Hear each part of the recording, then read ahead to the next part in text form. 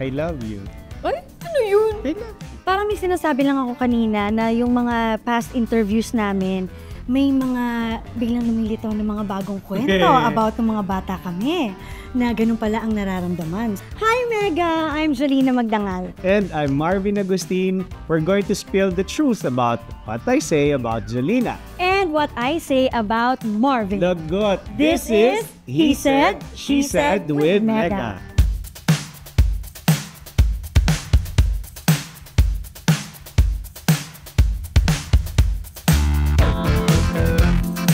Ako, first impression ko kay Marvin, sino ba itong kiti-kiti na to?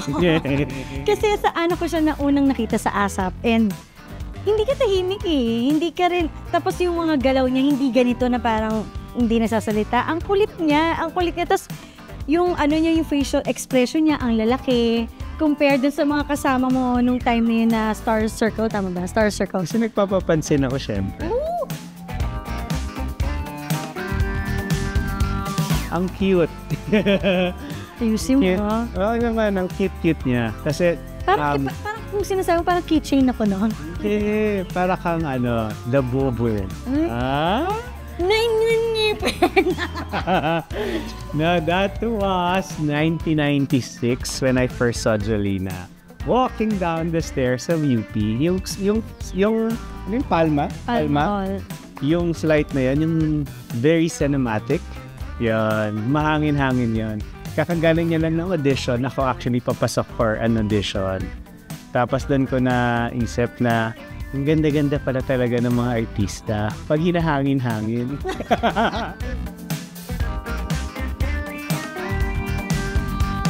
Maabilidad, a good person, and handsome, please. Charming. Oh, charming. Iba yun. Mas cute yun. Very loving. Ay, dalawa na yan, ha? Isa na lang. So, pag sinabi ko bang very, very loving, tapos na, loving, thoughtful, beautiful.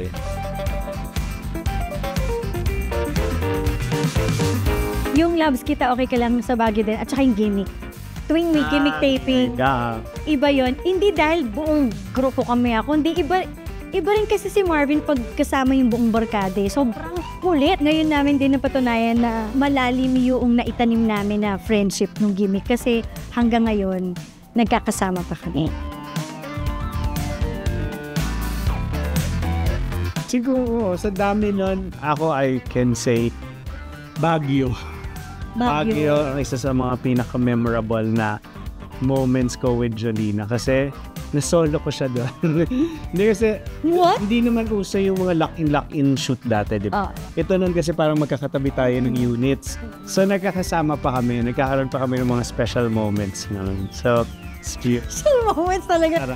Bonding lang. Hindi, pero sa akin special na yun. Talaga ba? Anytime with you is special. Ang galing mo talaga. Ang galing mo talaga. Yung mga checkered pants. Kasi sinuot mo din? Kasi una napilitan ako. Sabi nga, kailangan mo sabay si Joy. Pero syempre, ayoko nung una. Pero nasuot ko na, parang gusto ko na. Parang saya pala nito, nakakaiba ka yun. Pumili na ako ng sapatos na may reflector. Isa-isa na ako nagiging Jolina.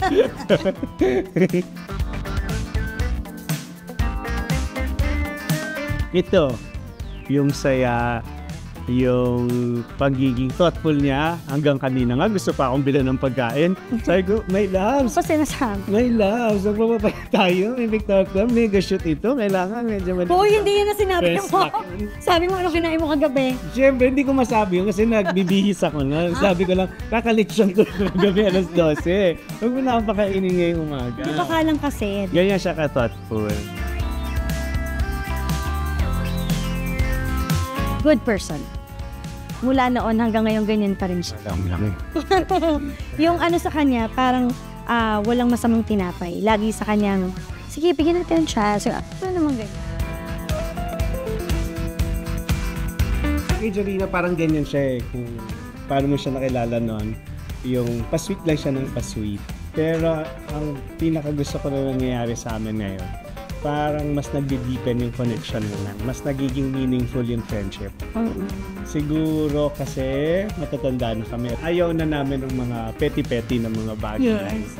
Parang ngayon, enjoy na natin itong friendship na to. Kasi hindi lahat ng mga tao nagkakaroon ng ganitong klaseng friendship na kayang magtrabaho, kayang magkwentuhan, kayang magsabihan ng mga kahit hindi magaganda, or we can show our not so good side and still alam namin, hindi namin sinajudge yung isa't isa. Minsan lang, pero hindi lagi. Si Marvin, pag work, pag artista, business pa rin. Kanina nagbebenta ng nagbebenta ng screening sa Talagang feeling ko hindi pwede na mag-enter siya ng isa pang gagawin nang hindi kasama yung business. Kumbaga 40 niya na yung business, so alam niya na yung kapain. Kahit na stress siya, okay lang. Happy lang. Sabi mo, di ba? Tapik-tapik lang. Niyak yung sarili niya. Ikaw. I love you. Ay, ano yun? I love you. Kasi sabi mo sa akin, dati hindi ako I love you. Ngayon, gusto ko sabihin sa'yo, I love you. And I mean it. Talaga? Ako din. We love you, love you. Love you din. And thank you. At saka sweet niya, every night nagtithank you siya sa akin. Hindi kasi masaya yung buong araw ng work. Kasi dati, kung alam mo lang. Hindi, pero masaya. Every day na ginagawa namin tong promo, parang kahit kilala ko na si Marvin, parang may something pa rin ako nadidiscover na masaya. Kaya bago matulog, parang good night. Kasi feeling ko, hindi siya nagpapahinga. Kaya dapat ka nung pahinga. Thank you for today. Lagi ang haba kasi ng araw natin.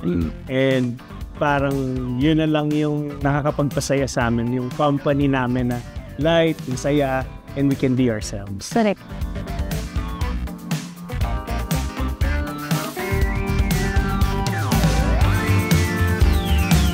That's it! Thank you for watching! Like, comment, and subscribe to Mega's YouTube channel. Bye, Mega!